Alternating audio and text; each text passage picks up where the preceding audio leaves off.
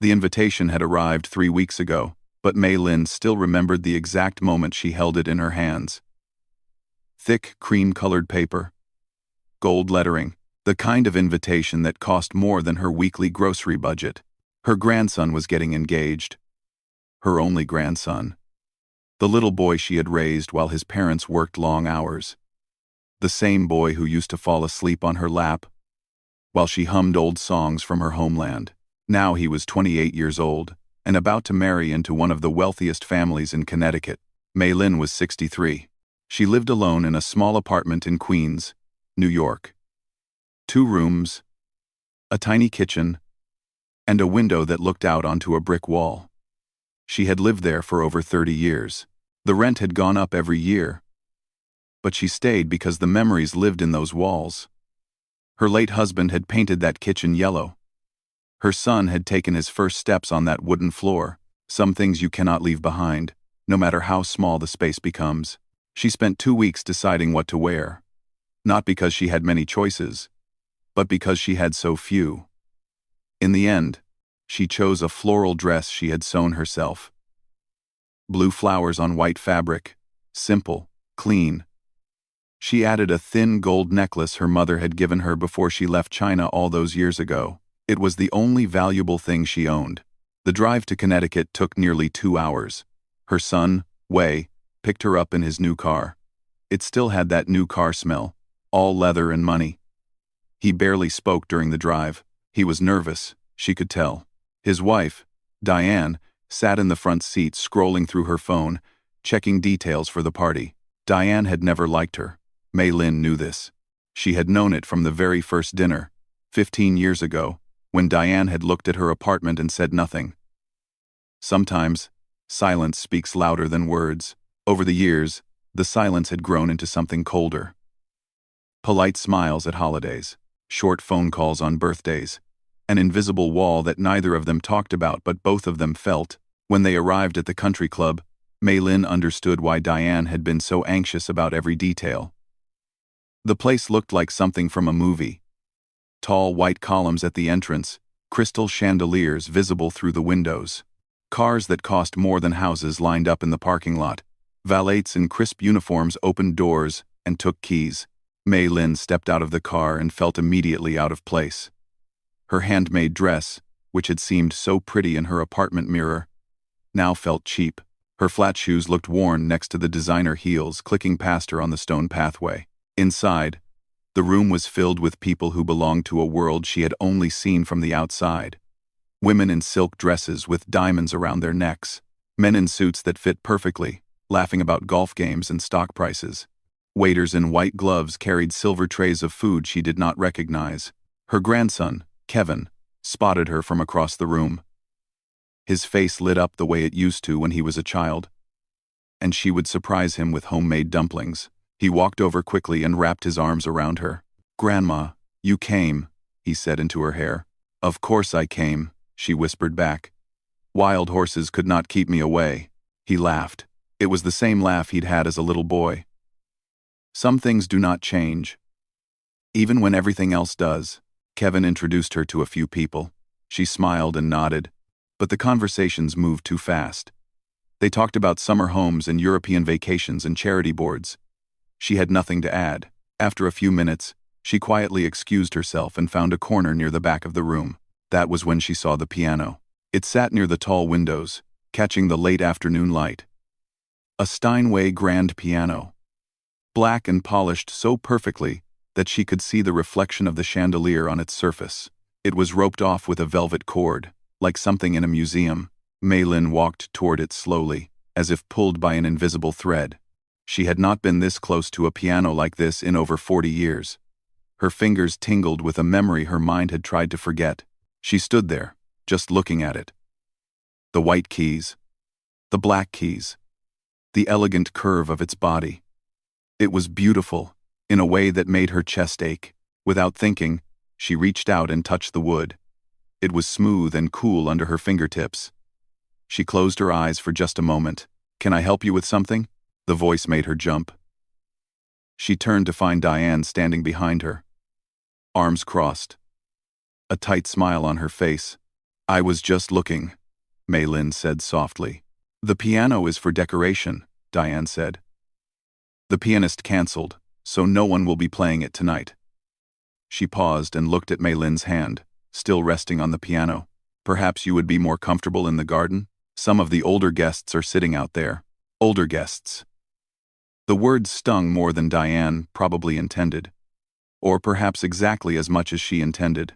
Mei Lin nodded and pulled her hand away from the piano. Of course. I did not mean to cause any trouble. She turned to walk away, but something made her stop. Maybe it was the way Diane had looked at her.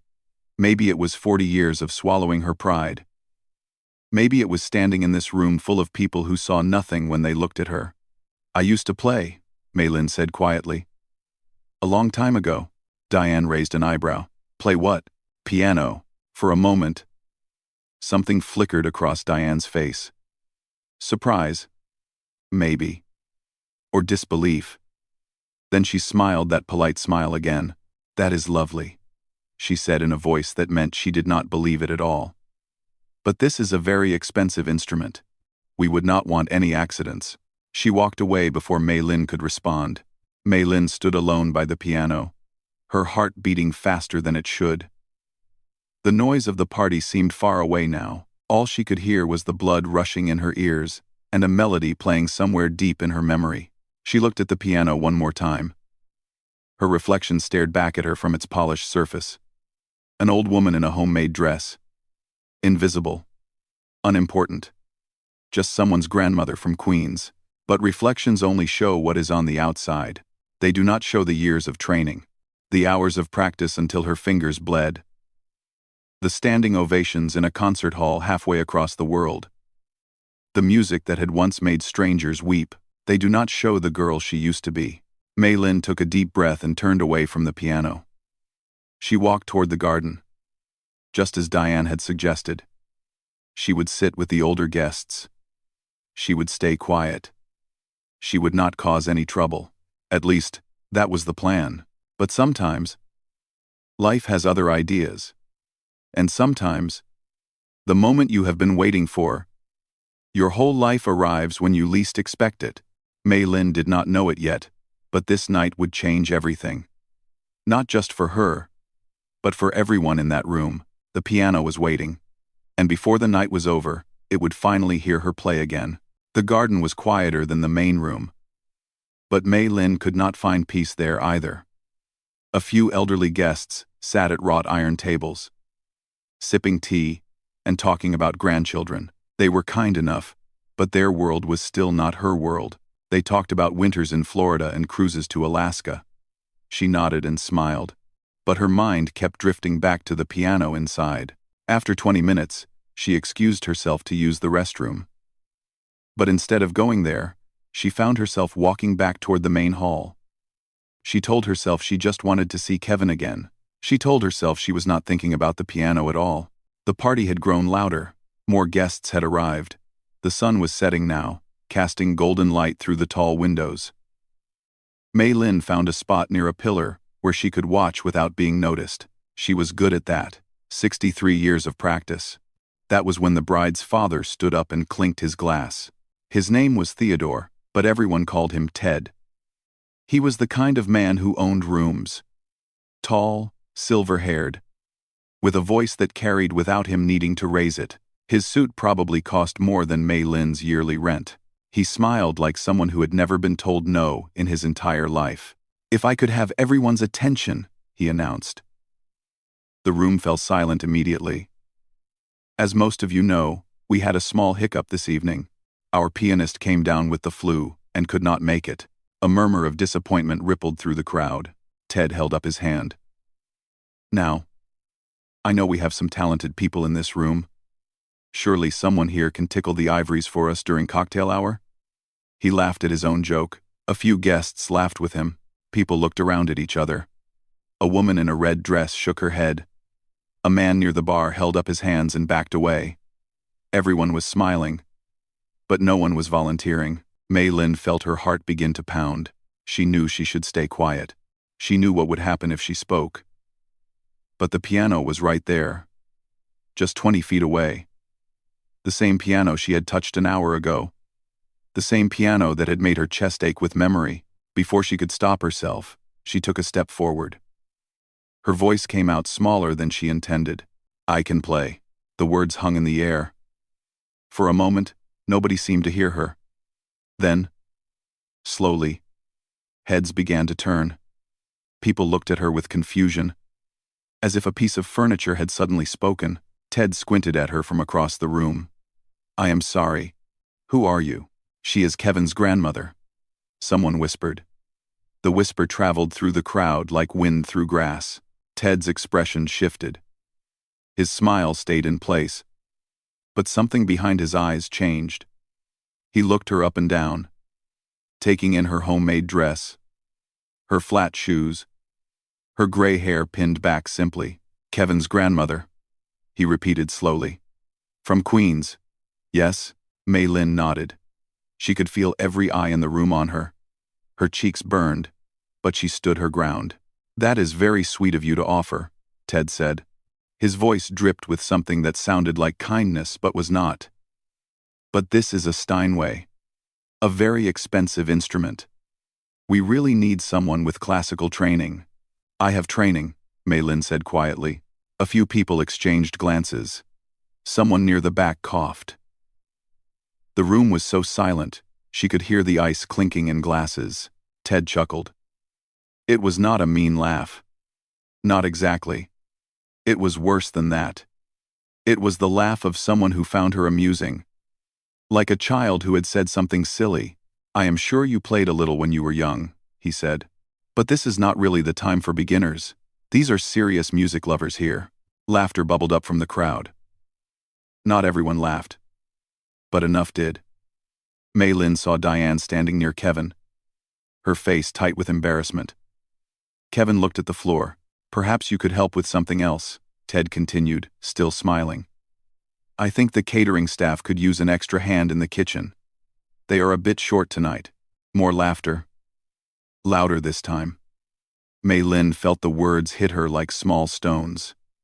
The kitchen. Of course. That was where someone like her belonged. Not at the piano.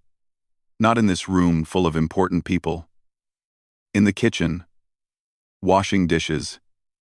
Staying invisible. She had heard words like this before. Many times. When she first came to America with nothing but a suitcase and broken English. When she applied for jobs and watched employers look past her. When she sat in waiting rooms and people assumed she was the cleaning lady. She had learned to swallow these moments. To smile and nod and walk away. That was how she survived. That was how she kept her family safe. But tonight, something felt different. Maybe it was the piano. So close she could almost hear it calling her. Maybe it was seeing her grandson look away in shame. Maybe it was 40 years of silence pressing against her chest, demanding to be let out. Or maybe it was simply that she was 63 years old. And she was tired. Tired of being small. Tired of being quiet. Tired of letting people like Ted decide who she was. She looked at him. Really looked at him. This man with his silver hair and expensive suit and easy laugh. He did not know her. He did not know anything about her. He saw an old woman in a cheap dress and thought he knew the whole story. He was wrong. "I am not a beginner," she said. Her voice was stronger now. Steady. The laughter died down. People looked at her with new curiosity. Ted raised an eyebrow. "Excuse me? I said I am not a beginner." Mei Lin took another step forward. "I have played piano for most of my life. I trained at one of the best conservatories in the world. I have performed in concert halls that would make this room look like a closet." Silence. Complete and total silence. Ted stared at her. His smile flickered, uncertain. He did not know whether to believe her or laugh again. "Grandma," Kevin said softly, stepping forward. There was something in his voice. Hope, maybe, or fear. Diane grabbed his arm. "Kevin, do not encourage this." But Mei Lin was not looking at them anymore. She was looking at the piano. The Steinway. The most beautiful instrument she had seen in 40 years. "Let me play," she said. It was not a question this time. It was not a request. One song. If you do not like it, I will go to the kitchen myself. I will wash every dish. But if I am good, you let me finish the hour. Ted laughed again, but this time it sounded nervous.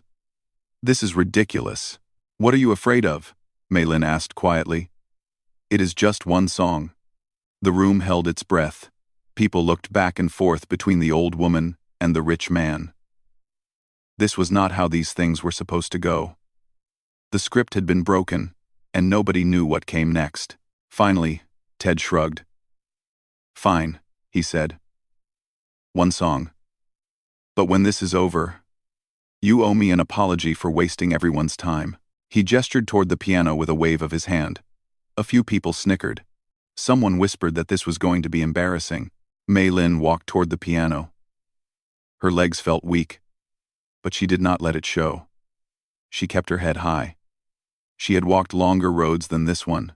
When she reached the Steinway, she stood there for a moment. She ran her fingers along the edge, just as she had done earlier. But this time, she did not pull away. She sat down on the bench. It was the perfect height. The keys stretched out before her, black and white, waiting. The room was watching. Every single person. Some with mockery in their eyes, some with pity, a few with genuine curiosity. Maylin placed her hands on the keys. Her fingers knew exactly where to go. Even after all these years, muscle memory is a powerful thing. The body remembers what the mind tries to forget. She took a deep breath, and then she pressed the first note. What happened next would be talked about for years to come. But that is a story for the next part. For now, all you need to know is this. That single note rang out through the room like a bell. Clear, pure, perfect. And in that moment, everything changed. That first note floated through the room like a question. It hung in the air, pure and clear, asking everyone to listen. Just listen. A few people smirked. Someone whispered something, and another person giggled. They were still waiting for the joke. Still waiting for the embarrassment they were sure would come. Then Maylin played the second note. And the third. And the fourth. The giggles stopped. She had chosen Chopin. Ballade No. 1 in G minor. It was not an easy piece. It was the kind of music that separated people who played piano from people who understood it. The kind of piece that took years to master and a lifetime to feel. Her fingers moved across the keys like water flowing over stones. Smooth, natural, as if they had never stopped. As if 40 years had not passed since she last sat at a piano like this one. The opening was slow and gentle. A melody that felt like remembering something you thought you had forgotten. It pulled at something deep inside the chest. Something that had no name, but everyone recognized. A woman near the front put down her champagne glass. She had been about to take a sip, but her hand just stopped in midair. Her mouth fell open slightly. A man by the window turned away from his conversation. He had been talking about a business deal. Something about mergers and acquisitions. Now he could not remember what he had been saying. He did not care. The music grew. It swelled like a wave building far out at sea. Maylin's hands moved faster now, dancing across the keys with a precision that seemed impossible. This was not someone who had taken a few lessons as a child. This was not a hobbyist or a dabbler. This was mastery. Ted stood frozen near the bar. His confident smile had melted away. In its place was something he had not felt in a very long time. Confusion. And the beginning of something that might have been shame. The middle section of the piece arrived like a storm, fast and fierce and full of emotion. Maylin's fingers flew across the keys, pulling sounds from the piano that seemed too big for the room. The notes crashed and tumbled over each other, building and building toward something that felt almost unbearable. A woman in a blue dress felt tears spring to her eyes. She did not know why. She had heard classical music before. She had been to symphonies and operas and all the places wealthy people went to be seen. But she had never heard anything like this. This was not a performance. This was a confession. Kevin stood at the edge of the crowd, his eyes wide. He was looking at his grandmother as if seeing her for the first time. This woman who had packed his lunches and sewn his Halloween costumes. This woman who lived in a tiny apartment and wore homemade dresses, who was she? Who had she been before she was his grandmother? He thought about all the times he had visited her apartment. There had never been a piano. Not even a keyboard. She had never mentioned music. Never hummed along to songs on the radio. Never talked about her life before America. He had assumed there was nothing to talk about. He had been so wrong. Diane stood beside him, her face pale. Her hands were shaking. She had spent 15 years looking down at this woman. 15 years of polite smiles that meant nothing. 15 years of assuming she knew exactly who Mei Lin was. Now she realized she did not know her at all. The music shifted again. The storm passed, and something softer emerged. A melody so beautiful it almost hurt to hear. It was the sound of loss. The sound of memories. The sound of everything you had to leave behind to survive. Mei Lin closed her eyes. She was not in the country club anymore. She was somewhere else entirely. A concert hall with red velvet seats. A practice room with cracked walls, and a window that faced a garden. A small apartment where a young girl played scales, while her mother cooked dinner in the next room. She was every version of herself at once. The child prodigy. The young woman with dreams. The immigrant who gave up everything. The grandmother who learned to be invisible. All of them were playing now. All of them were finally being heard. An old man near the back of the room took off his glasses and wiped his eyes. He had not cried in years. Not at funerals, not at weddings, but this music reached into him and found something he had buried long ago. His own lost dreams. Maybe. His own roads not taken. The piece was building toward its end now. The final section, where everything comes together. Where all the themes return and weave around each other like threads in a tapestry. Mei Lin played with everything she had. Her shoulders moved with the music. Her whole body swayed. She was not just pressing keys anymore. She was speaking, telling a story that had no words, but everyone understood. The last passage was the hardest. A cascade of notes that required absolute precision. One mistake, and the whole piece would fall apart. Professional pianists practiced this section for months. Some never got it right. Mei Lin did not make a single mistake. The final notes rang out. Loud and triumphant. Then softer. Then softer still. Until the last note faded into silence. Nobody moved. The room was completely still. 200 people standing like statues, afraid to breathe, afraid to break the spell. Mei Lin sat at the piano with her hands still resting on the keys. Her eyes were still closed. A single tear rolled down her cheek, but she did not wipe it away. Then someone started clapping. It was Kevin. He was clapping so hard his hands hurt. His face was wet with tears he did not remember crying. Then another person joined, and another, and another. Within seconds, the entire room erupted in applause. Not polite applause. Not the kind of clapping people do at charity events because they are supposed to. This was real. This was thunder. People were standing. People were cheering. A woman shouted bravo. A man whistled through his fingers. Mei Lin opened her eyes. She looked out at the room full of people who had dismissed her, laughed at her, wanted to send her to the kitchen. They were all on their feet now. All of them applauding, some of them crying. She did not smile. Not yet. She just sat there and let the sound wash over her. She had waited 40 years for this moment. She had earned the right to feel it fully.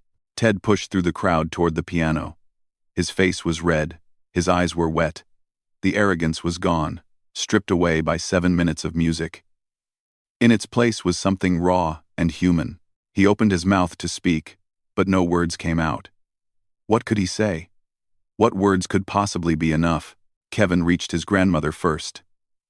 He wrapped his arms around her and held on tight. "Grandma," he whispered, "why did you never tell me?"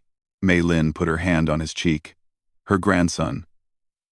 Her little boy who had fallen asleep on her lap so many times. He was crying now, and so was she. "Some stories take a long time to tell," she said softly. "And some stories wait for the right moment." She looked past him at the crowd still applauding. At Ted standing there with his mouth open. At Diane, who looked like she had seen a ghost. The right moment had finally come, but the story was not over yet. Because now everyone wanted to know the same thing Kevin had asked. Who was this woman? Where had she come from? And why had she stopped playing? The answers would come soon. But for now, Mei Lin just sat at the piano and let herself breathe. For the first time in 40 years, she felt like herself again. The applause slowly faded, but no one went back to their conversations. No one reached for their drinks. Every person in that room was looking at Mei Lin, waiting. The question hung in the air like smoke. Who was this woman? Kevin helped his grandmother stand from the piano bench. Her legs were shaky, but not from weakness. It was the kind of trembling that comes after you finally release something you have been holding for too long. Ted walked forward. He moved differently now. The confidence was gone from his shoulders. He stopped a few feet away from Mei Lin, as if he was not sure he had the right to come any closer. "I owe you an apology," he said. His voice was rough. "I owe you more than that. I do not even know what to say." Mei Lin looked at him. This man who had laughed at her, who had suggested she go wash dishes. She could have been angry.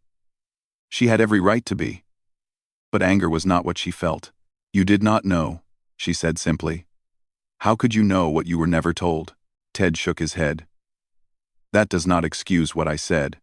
What I assumed." He paused and swallowed hard. "Where did you learn to play like that?" The room leaned in. Even the waiters had stopped moving. Mei Lin was quiet for a long moment. She looked down at her hands. The same hands that had just created such beauty. They were old now, wrinkled and spotted with age. But they still remembered. "I was born in Beijing," she began. Her voice was soft, but in the silence of the room, everyone could hear. "In 1962. My father was a teacher. My mother worked in a factory. We were not rich. We were not important. Just an ordinary family in an ordinary neighborhood." She paused, remembering. "When I was 4 years old, my mother took me to visit her sister. My aunt had a piano. An old upright that had seen better days. I had never seen one before. I did not know what it was, but something about it called to me." A small smile crossed her face. "I walked over and pressed a key. Just one key. And the sound it made was the most beautiful thing I had ever heard. I pressed another. And another. Within an hour, I was picking out a melody I had heard on the radio." Kevin listened with his mouth open. He had never heard any of this. Not a single word. "My aunt told my parents I had a gift. They did not believe her at first. We could not afford lessons. We could barely afford food. But my aunt insisted. She paid for my first year of training herself." Mei Lin's eyes grew distant, looking at something far away. "By the time I was 8, I was playing pieces that students twice my age could not master. By 12, I had been accepted to the Central Conservatory of Music in Beijing. It was the most prestigious music school in all of China. They said I was a prodigy. They said I would perform on the greatest stages in the world." She stopped. The smile faded from her face. And then everything changed. The room was so quiet you could hear the candles flickering. "In 1966, the Cultural Revolution began. Do you know what that was?" A few people nodded. Most looked uncertain. "It was a time of madness," Mei Lin said quietly. "The government decided that art and music and literature were dangerous. That educated people were enemies. That anything beautiful was a threat." Her voice trembled slightly, but she continued. "They came to the conservatory first. They dragged our teachers into the streets. They made them kneel and confess to crimes they had not committed. They burned our sheet music, thousands of pages of Mozart and Beethoven and Chopin. Centuries of beauty turned to ash in a single afternoon." A woman in the crowd put her hand over her mouth. "Then they came to our homes. I was 14 years old. I watched them take our piano. The same piano my aunt had paid for. The piano I had practiced on for 10 years. They carried it into the street and smashed it with hammers. My mother held me back so I would not run to it. She was afraid they would hurt me too. Tears were streaming down Kevin's face. He had never known. How had he never known? My father was taken away for re-education. We did not see him for 3 years. When he came back, he was not the same man. Something inside him had been broken. He never taught again. Mei Lin wiped her eyes with the back of her hand. I was sent to the countryside to work in the fields. For 6 years, I planted rice and dug ditches. My hands, the same hands that had played Chopin, were used to shovel dirt and carry rocks. At night, I would move my fingers in the dark, playing invisible keys, trying not to forget. She held up her hands and looked at them. But I did forget. Slowly, piece by piece, the music slipped away. Like water through a crack. I tried to hold on to it. But there was nothing to practice on. No piano. No music. Just silence and work and trying to survive. The room was absolutely still. No one moved. No one breathed. When the revolution finally ended, I was 24 years old. I tried to go back to music. I found an old piano in a community center and sat down to play. But my hands did not work the way they used to. The connection between my mind and my fingers had been damaged. The music that used to flow so easily now came out broken and wrong. Her voice cracked. I gave up. I told myself that chapter of my life was over. I met a young man. A good man. We fell in love. We got married. And when the chance came to leave China and start over in America, we took it. She looked at her son, Wei, who stood at the edge of the crowd with tears on his face. We arrived in New York with 2 suitcases and $40. We did not speak English. We did not know anyone. But we had hope. We had each other. And we had a dream that our children would have a better life. Mei Lin straightened her shoulders. I worked 3 jobs. Cleaning houses. Sewing in a factory. Washing dishes in a restaurant. I worked 16 hours a day so my son could go to school. So he could have the opportunities I never had. And he did. He graduated from college. He became successful. He gave me a grandson. She looked at Kevin with so much love it made his chest hurt. I never told anyone about the music. Not my husband before he passed. Not my son. Not my grandson. I buried that part of myself so deep I thought it was gone forever. It was too painful to remember, too painful to explain. She turned back to the piano and ran her hand along its surface one more time.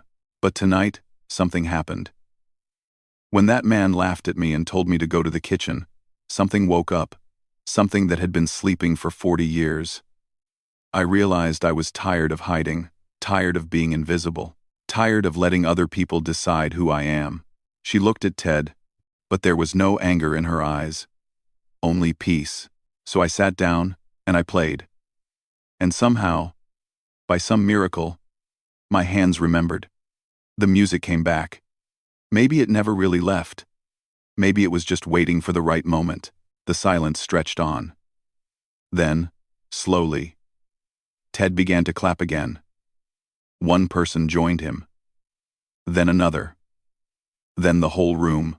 But this time it was not just applause. It was something deeper. It was respect. It was gratitude. It was the sound of 200 people saying thank you for sharing your story with us. Mei Lin stood there and let the sound surround her. She had carried this secret for so long. And now, finally, she was free. But there was still one more thing that needed to happen. One more moment that would make this night complete. And it was about to begin. The applause faded slowly, like waves pulling back from the shore. People wiped their eyes. Strangers looked at each other with the kind of openness that only comes after sharing something real. The room felt different now. Softer somehow. The walls of wealth and status that had seemed so solid an hour ago had crumbled away. Ted stepped closer to Mei Lin. He reached into his jacket pocket and pulled out a handkerchief. Not to wipe his own eyes, but to offer it to her. It was a small gesture, but it meant everything. I have spent my whole life thinking I knew how to judge people, he said quietly. I look at clothes and cars and addresses, and I think I understand who someone is.